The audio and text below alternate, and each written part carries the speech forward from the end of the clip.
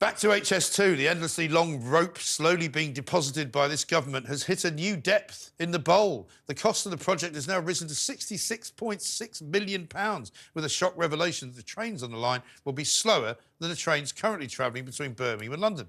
So not only will it take longer going from outskirt to outskirt, but you're wasting more time actually sat on the train. This appalling project has cost the taxpayer millions, displaced families, and is a crumb of the plan originally proposed. Joining me now is a resident of Lichfield, Chris Wilkinson, who has had his life upturned by the chaos of the now abandoned Birmingham to Manchester line, as well as chair of Stop HS2, Penny Gaines. Welcome to both of you.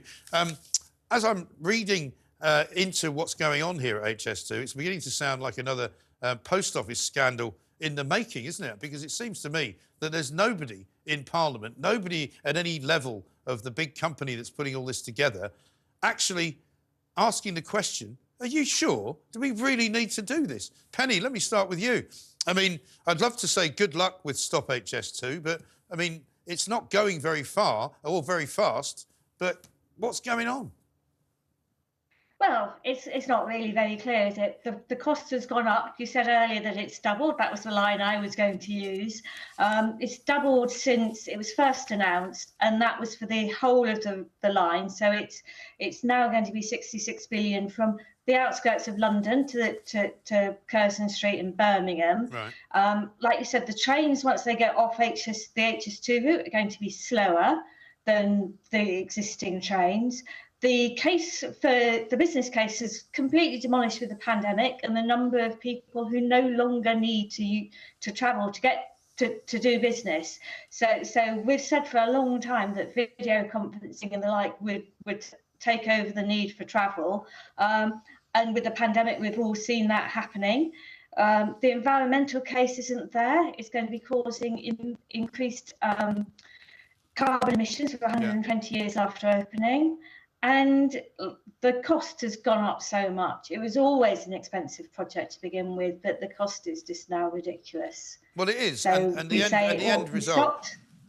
end result, of course, Penny, is that you don't really get anywhere quicker, and most people don't want to go that way anyway. Chris, let me come to you, because you've suffered for a long time at the hands of the organisers of this ridiculous project. Tell us your story. What actually happened? So, I come from Lichfield and I work in Burton-on-Trent, so my commute is basically up the A38 every day. And there is a huge HS2 works that is going on around Street Hay and Fradley, which is on the way there. Yeah.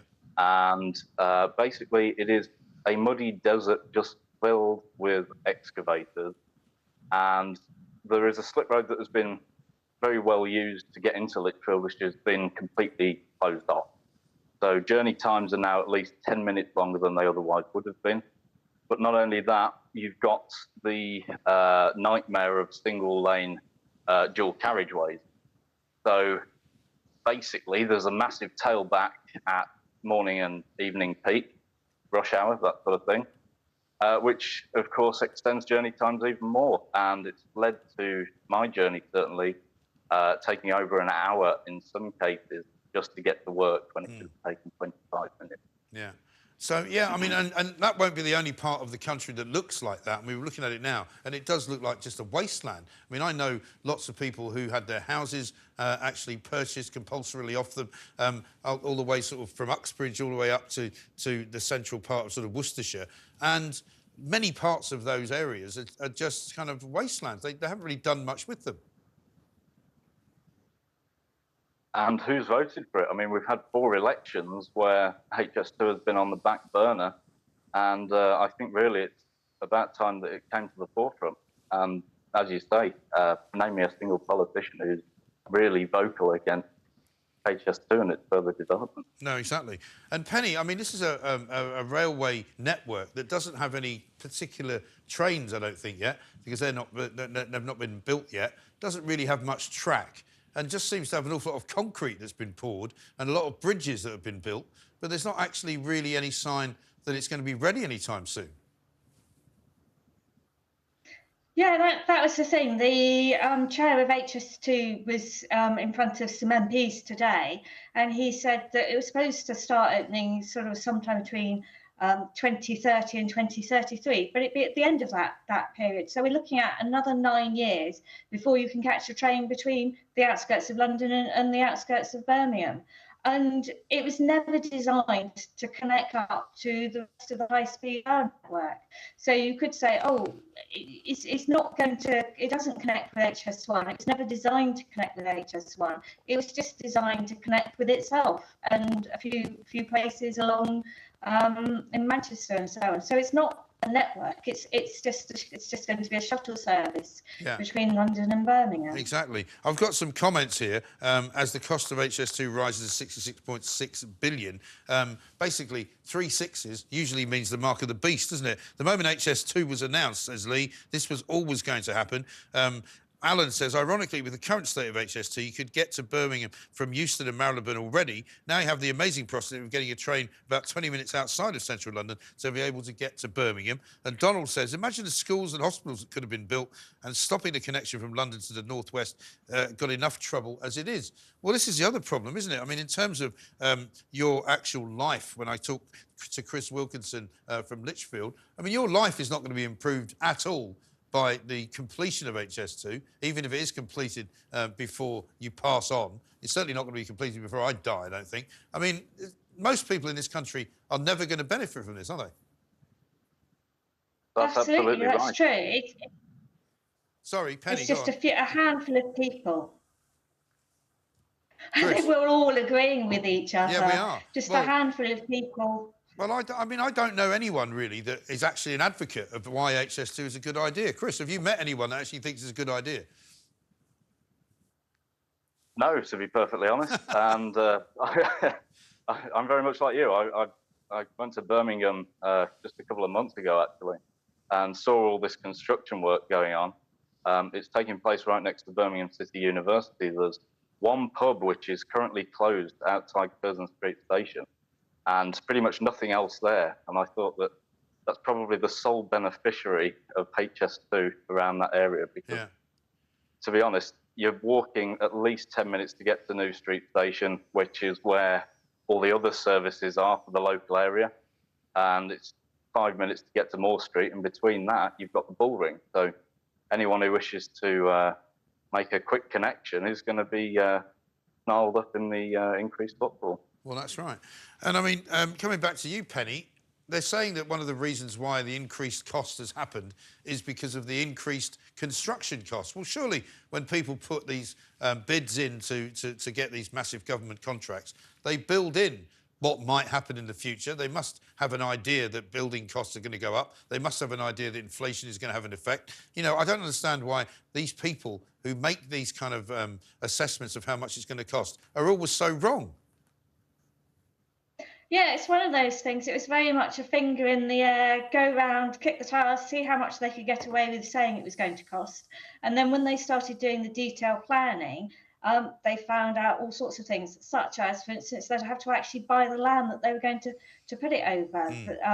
And then they've got the costs of the contracts. The contracts are a so-called cost-plus contract, which means that if the cost rises, the contractor doesn't lose out. The money all comes from the taxpayer. Right. So they've got no incentive to keep the costs down. And just everywhere, it seems to be a case of they're writing their own checks.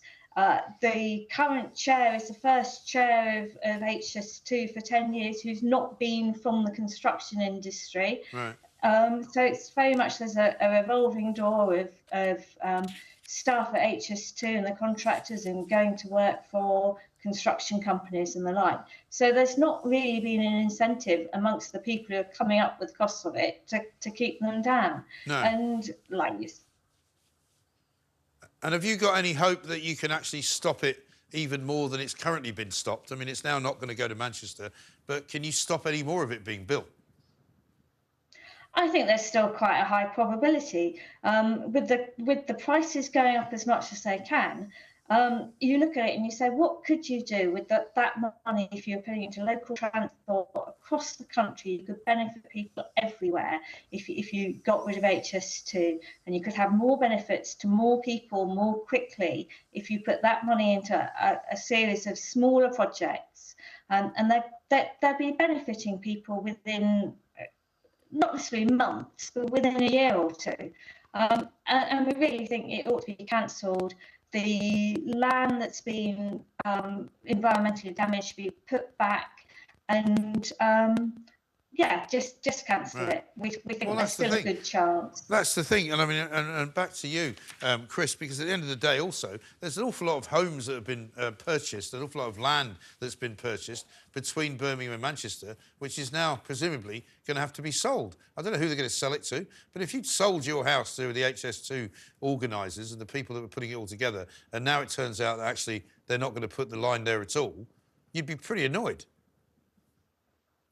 Absolutely. I mean, in terms of the cost estimate, I've studied history reasonably recently.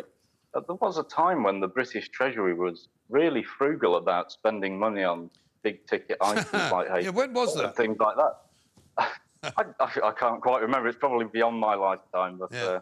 I definitely know that there was an age when that was the case. But it just seems to me that in recent years, certainly recent decade, the British state has got ever more profligate with taxpayers' money and is more willing to sort of spend it in ways that are irresponsible or economically useless to most people. Yeah. And I think that the housing debacle is very much a key part of that. Yeah, I think you're absolutely right. Well, good to talk to both of you. Thanks very much indeed. Chris Wilkinson from Lichfield and Penny Gaines from the Stop HS2 organisation. We must talk again, Penny, because I think we must try and stop them spending any more money. £66.6 billion for something that we don't really need. Amazing. Hitting you hard. This is the Independent Republican, Mike Graham. Up